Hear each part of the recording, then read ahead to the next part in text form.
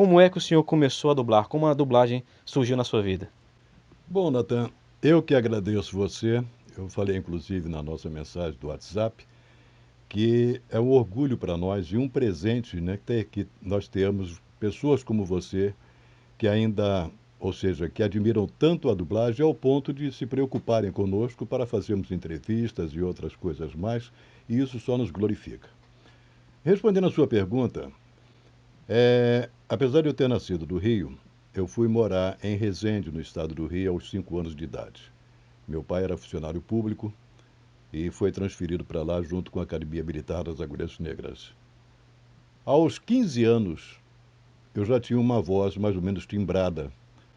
E na época, havia em Resende uma rádio chamada Rádio Agulhas Negras. E eu comecei a fazer um programinha de 1 hora, de 15 a 16 horas. E daí para frente eu continuei. Aos 18 anos eu me mudei para o Rio.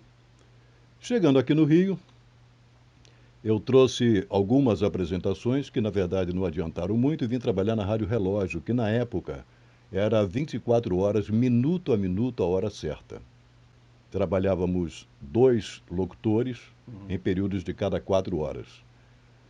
A Rádio Relógio era na Presidente Vargas, esquina com Rio Branco, e era no 18º andar. No 20º andar era a Rádio Eldorado de São Paulo, que pertencia ao jornal Estadão.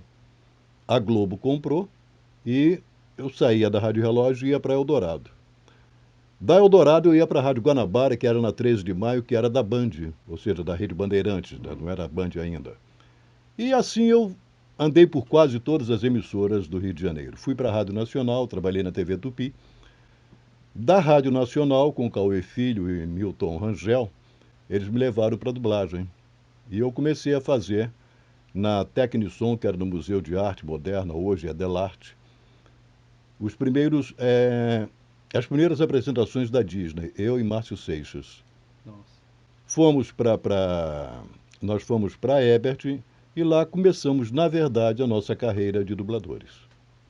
Bom, entrevistando o Monja, ele me falou que antigamente as questões tecnológicas mudaram bastante, né? Eram bem diferentes a Sem dublagem dúvida. antigamente.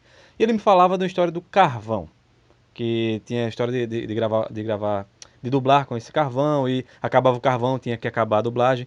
Então, tecnicamente falando, José Santana, esse carvão é aquele mesmo carvão que a gente usa em churrasco ou era um outro tipo de carvão? Então, como é que funcionava, tecnicamente falando, a dublagem? Bom, naquela época, nós trabalhávamos com o áudio, a fita de áudio, e trabalhávamos com a fita de 15 milímetros de cinema, ou de cinema, de 15 milímetros. Sim. Então ficava dois projetores num tabladozinho acima e embaixo ficava o operador de áudio. O ótico que nós chamávamos, que era o filme de 15 milímetros, ele era cortado em loops e era preso com durex. Da mesma maneira e do mesmo tamanho, o áudio também era preso com durex. Enquanto o áudio rodava, para ser gravado as falas, em cima o ótico passava nos projetores, só que os projetores eram a carvão. O carvão é que dava a iluminação para a tela, no carvãozinho.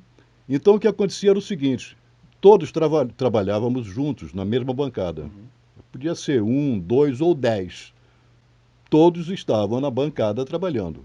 Só que o que acontece é que, como as catracas do projetor, elas são aquelas catracazinhas pontudas, né? E o filme também é perfurado, se começasse a rodar demais em loop, que aquilo fica mais ou menos solto, chegava um ponto que, a, que, a, que, a, que o durex ficava mais frágil e queimava em cima da imagem. Queimou, acabou.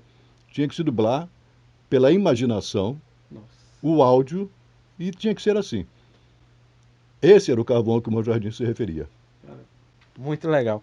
Mas ainda assim, falando dessa parte técnica antiga da gravação, hoje em dia é muito fácil, tá tudo no computador, vem um MA, né, que é ME, ME, isso, né? música e efeitos. Música e efeito, exato. É, e antes, como é que era feita essa separação da voz original que vinha nessas fitas com os efeitos e a música que vinha na obra?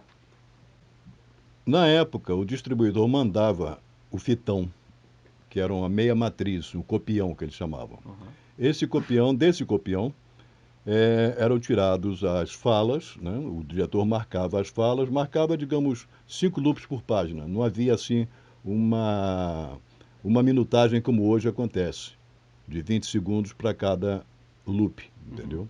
Então marcava uma média de 5, 4 loops por página.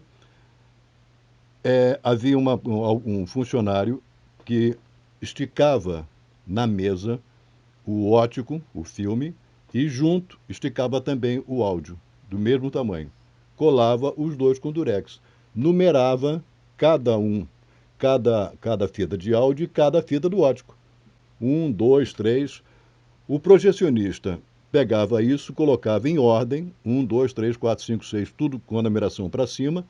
O gravador de áudio fazia a mesma coisa. Então, quando o diretor dizia loop 1, ele já pegava o loop e começava já a montar um no projetor e o outro no áudio.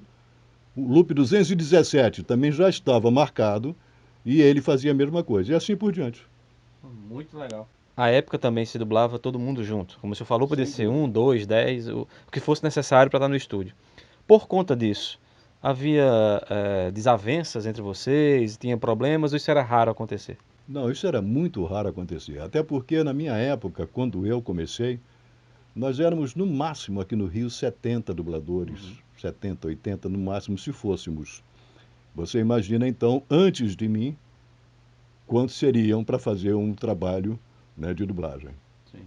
Mas não havia não. O pessoal era muito unido, sabe? Éramos uma família imensa, todo mundo se gostava. Tinha assim alguma coisinha de, pô, fulano está escalado ali, eu não fui, por quê e tal. Mas isso não acontecia sempre.